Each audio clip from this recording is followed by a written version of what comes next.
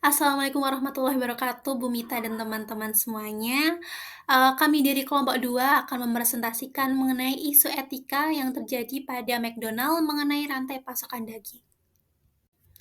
Nah, sebelumnya perkenalkan anggota kelompok kami. Yang pertama saya sendiri Matusan Azahra, kemudian ada Maria Magdalena, ada Maharani Ariela, Nisa Alivia, dan juga Empilo Aji.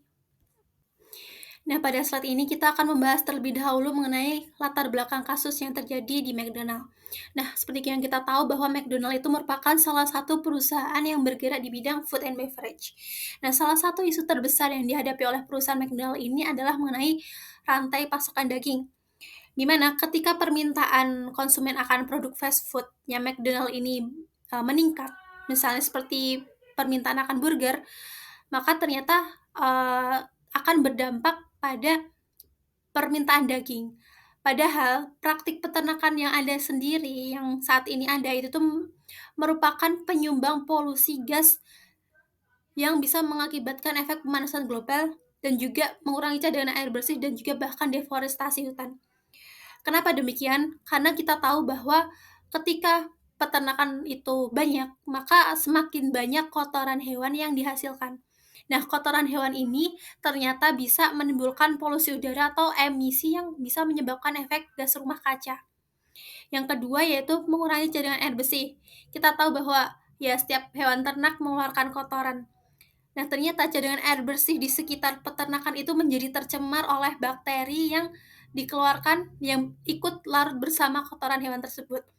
Dan yang ketiga itu deforestasi hutan. Karena permintaan daging yang meningkat, otomatis peternak ini membutuhkan lahan yang lebih luas untuk bisa beternak misalnya sapi atau babi yang lebih banyak, sehingga mereka membutuhkan lahan yang lebih banyak dan seringkali karena kekurangan lahan mereka harus menebang hutan gitu. Yang isu yang selanjutnya yaitu mengenai kemasan dari McDonald itu sendiri. Kita tahu bahwa McDonald ini kan penyedia fast food. Dan kita tahu bahwa kemasan McDonald ini tuh masih ada yang memakai plastik dan juga styrofoam. Nah, kita bisa lihat dari kemasan minumannya, sedotannya, dan juga kemasan saat dibawa take away gitu. Mungkin untuk analisis selanjutnya akan dilanjutkan oleh teman saya. Terima kasih. Selanjutnya saya akan menjelaskan berkaitan dengan fakta-fakta yang ada dari kasus tersebut. Yang pertama yaitu FAO Report. Berdasarkan laporan yang dikeluarkan oleh Food and Agriculture Organization atau FAO PBB, menyoroti kontribusi besar pertanian ternak, khususnya peternakan sapi, terhadap dampak buruk terhadap lingkungan, yaitu berupa perubahan iklim, polusi udara, degradasi lahan, tanah, air, dan penurunan keanekaragaman hayati. Peternakan berkontribusi secara global terhadap 18% emisi gas rumah kaca dunia. Kemudian fakta yang kedua berkaitan dengan perusahaan McDonald's. McDonald's sendiri di sini merupakan salah satu rantai restoran cepat saji terbesar di dunia dengan pembelian daging sapinya mencapai lebih dari 500 juta pound per tahun pada saat kasus tersebut. Beberapa dekade setelah McDonald ini dibuka, ada kritikus yang mengkritik yang menuduh perusahaan ini memiliki segudang penyakit masyarakat seperti limbah kemasan, penggundulan hutan, dan kesejahteraan hewan dalam rantai pasokannya. Perusahaan ini juga telah memiliki rekam jejak transformasi berkelanjutan dalam hal limbah, kemasan, dan daur ulang. Nah, selanjutnya untuk dapat mencapai sustainability, McDonald bisa mengikuti jejak Burger King untuk mengurangi porsi daging sapi yang disajikan atau dengan menyediakan plant-based burger. Nah, dengan mengurangi porsi dan menyediakan plant-based burger ini, McDonald bisa mengurangi jejak karbon yang dihasilkan sehingga McDonald itu bisa mencapai sustainable. Yang kedua adalah menetapkan standar sustainable itu sendiri. Nah, untuk mencapai sustainable, transformasi itu tidak hanya diperlukan pada supply chain McDonald, tetapi juga pada industri secara keseluruhan. Nah, McDonald tuh telah berkomitmen untuk membeli daging sapi yang sustainable dan juga telah bekerja sama dengan organisasi untuk mendefinisikan apa itu sustainable, tapi definisi ini belum jelas dan masih terus dikembangkan. Nah, definisi sustainable ini harus ditetapkan dengan jelas agar tujuan sustainability itu dapat tercapai. Yang ketiga adalah dengan mengedukasi konsumen.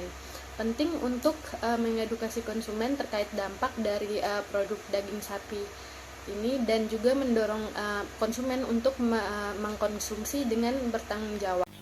Selanjutnya adalah analisis etika.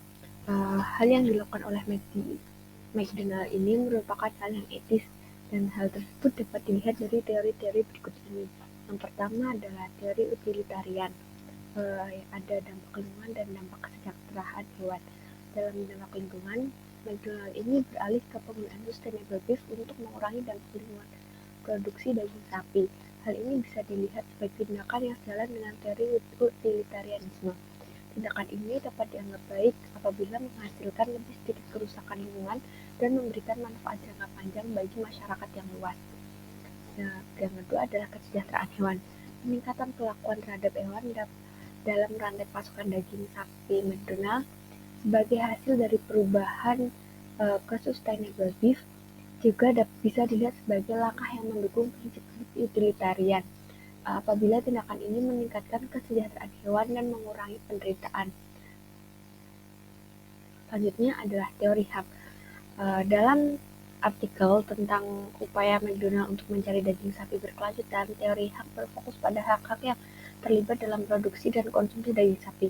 Teori ini dapat mengangkat pertanyaan tentang hak-hak hewan dalam rantai pasokan daging sapi, hak konsumen untuk mendapatkan informasi yang jujur tentang produksi untuk mereka konsumsi, dan hak petani atau pekerja di industri daging sapi untuk kondisi kerja yang aman dan adil. Selanjutnya adalah teori kebajikan. Teori kebajikan ini menekankan karakter moral dan moral individu atau organisasi. Bagaimana McDonald's dan kepentingan lainnya mengembangkan karakter kebajikan dalam upaya mereka mengadopsi daging sapi berkelanjutan. Hal ini mencakup pertimbangan tentang integritas, kejujuran, kepedulian lingkungan, dan tanggung jawab sosial. Selanjutnya adalah teori keadilan. Teori keadilan berfokus pada distribusi yang adil dan merata dari sumber daya dan manfaat. Dalam konteks daging sapi berkelanjutan, mengulas pertanyaan tentang distribusi manfaat dan beban yang terkait dengan peralihan ke daging sapi berkelanjutan. Oke, selanjutnya yaitu ada pihak yang bertanggung jawab. Yang pertama ada manajemen McD. Nah, para eksekutif dan manajer tingkat tinggi di McDonald memiliki peran utama dalam membentuk kebijakan dan strategi keberlanjutan perusahaan, termasuk yang terkait dengan produk daging sapi mereka. Mereka harus membuat keputusan strategis, menentukan tujuan keberlanjutan, dan memastikan pengintegrasian keberlanjutan dalam operasi rantai pasokan perusahaan.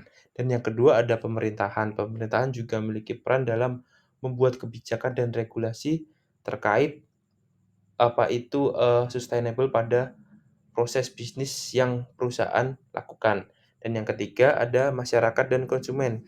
Kita sebagai masyarakat dan konsumen harus memiliki peran penting, yaitu untuk memberikan tekanan terhadap apa yang sudah dilakukan oleh perusahaan untuk mencegah adanya proses bisnis yang tidak sustainable ini. Oke, ya, dan selanjutnya itu hal yang harus dilakukan di masa depan untuk menghindari hal-hal tersebut terjadi lagi. Itu ada 3.